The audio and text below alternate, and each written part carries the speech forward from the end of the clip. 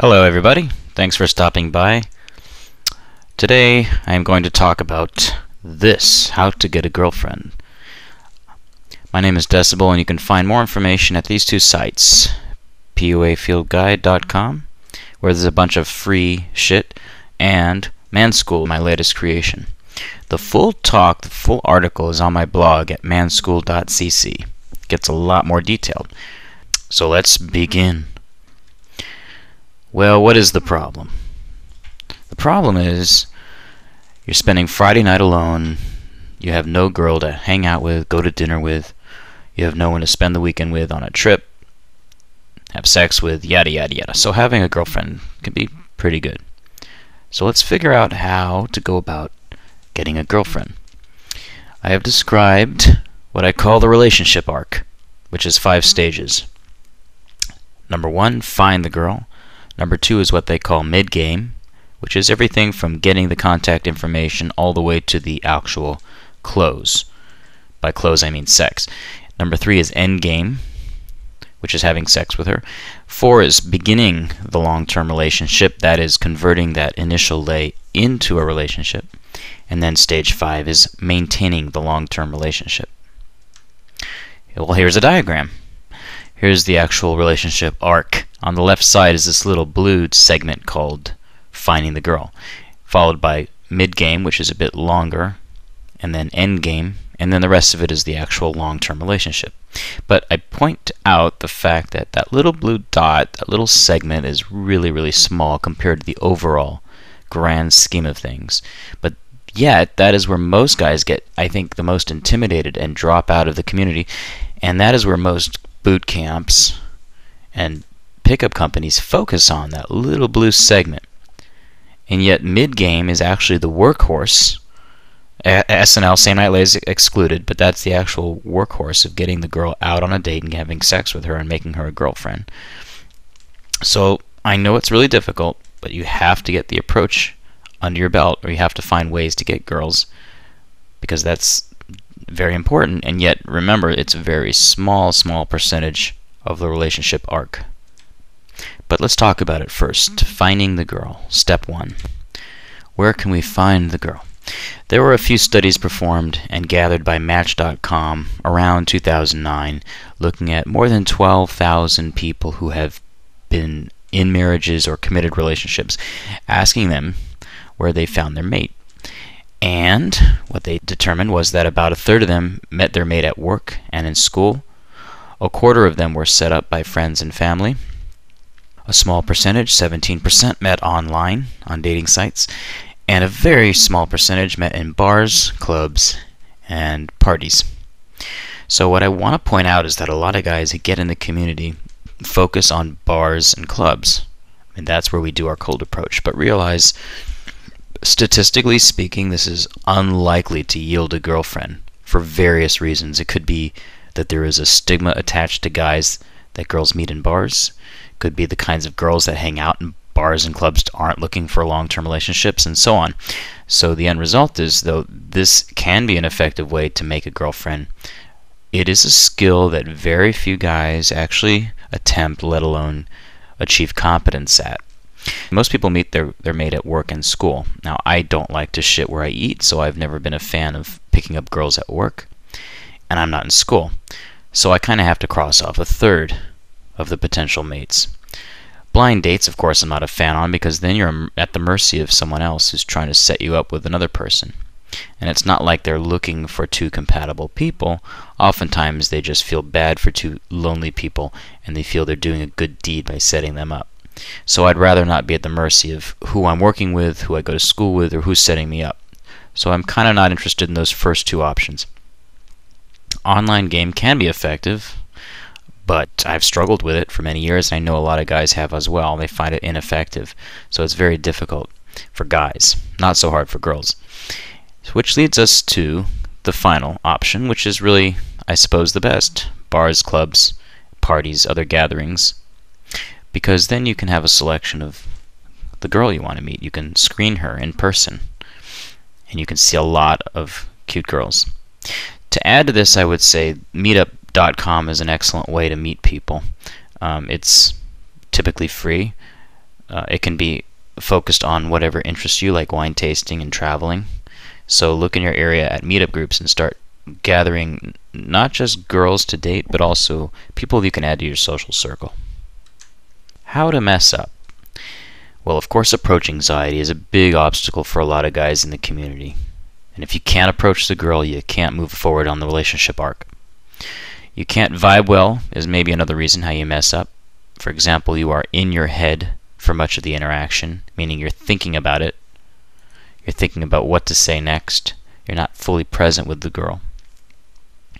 Perhaps you're not getting attraction from the girl, so although she gives you the number, it's a flake. Or you're not screening girls well. You're meeting girls in certain venues and certain types of girls who are not interested in having long-term relationships. Cold approach pickup. There's really 4 important things to cold approach pickup, and I believe this is the order they go in my experience. Number 1 is inner game. This has to be in place. This is the most important key for most guys. Number 2, physical attractiveness. It helps to be physically attractive.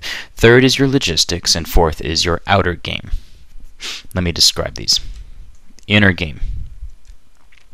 Inner game is basically everything on the inside that makes you attractive.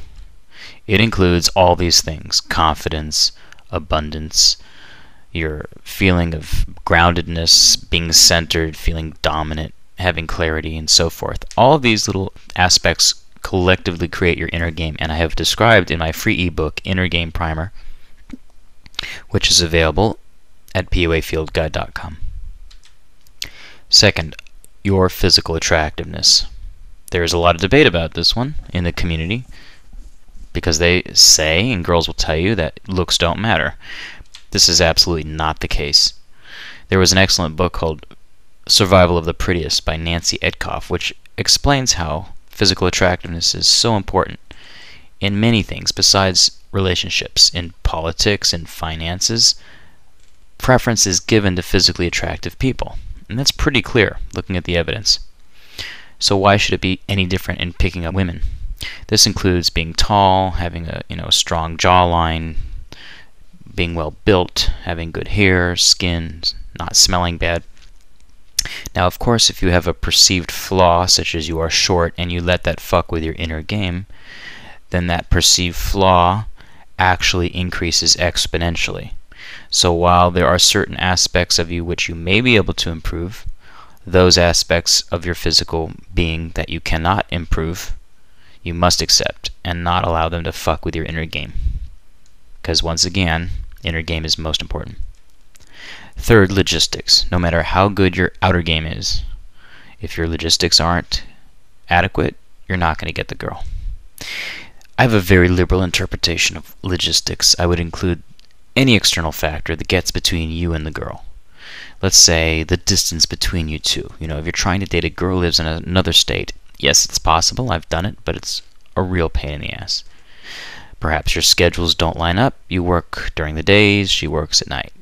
You don't have a car to go see her. You've got roommates that won't give you any privacy. She lives with her family. She has daycare issues with her children. Obstacles in the venue get in your way. She's having her period. You don't have a condom. She has a boyfriend. I consider all these logistical issues, which you can, with creativity and experience, work around, but they do still run potential risk for you getting and keeping the girl. And finally, outer game, which is everything on the outside that makes you attractive. The community talks a lot about outer game. For example, your sense of humor, use of routines, your body language, vocal tonality, your smoothness of escalation, being socially proofed in a venue, etc. But perhaps the most important thing, in my opinion, is charm. And charm is not something the community talks about at all. When I see a picture of Leo here, for example, this is a guy that's just charming as fuck. You can just tell looking at him, right? So some guys just have charm. And what is it? It's essentially putting a girl under a magic spell. That's what charm is. Maybe you're born with it, or maybe you're taught how to be charming by an acting coach or a pickup coach. So charm is something that you can and should acquire. So what I did was I studied who I considered to be charming. And there's a lot of charming people out there. Marlon Brando, Will Smith, Colin Farrell, Bill Clinton. The list goes on. And things that I noticed in common among charming people when they were talking is that they are fully present, they're engaged with the person they're talking to, they don't seem to be preoccupied with other matters. When they're talking to women, they're flirting with them, meaning they embrace their sexual identity fully and they are telegraphing it unabashedly. They are confident, but they aren't governed by their ego. So, for example, if a guy hears something he doesn't agree with, he doesn't hesitate to challenge the other person about it. And yet, he doesn't take himself too seriously. There's always a little self-deprecating sense of humor going on. Charming people are genuinely amused by the other person, meaning they have a very bright smile. They smile with their eyes and their mouth. They gesture in a way that you can tell they're really thrilled by the other person. They often have a mischievous look to them through their eyes and their smile, the way they tilt their head. And they always seem relaxed. Charming people always seem very relaxed with the person they're talking to. So how to become charming? I've actually studied this. What I've done is I went on YouTube or watched movies and looked at people in real life and watched them and make a note of their use of humor, their body language, their smile, facial gestures. I noted all these things and studied them. And then step 2, apply this stuff. Practice it. Watch yourself in the mirror or video record yourself, audio record yourself. Go out in the field and test it on girls and see the response you get from certain charming behaviors. 3rd, be present and enjoy the moment, which is easier said than done. A lot of guys have a big problem with this. You can read The Power of Now by Eckhart Tolle. Take up yoga. There's really some effective ways of getting out of your head and into your body. But that is essential to being charming. And 4, glow with sexuality. There is a difference between forcing sexuality on a girl and being powerful from within. So forcing can work, but it isn't necessarily charming. Just being naturally sexual with your vibe, radiating that sexual energy and confidence, that is a huge part of being charming.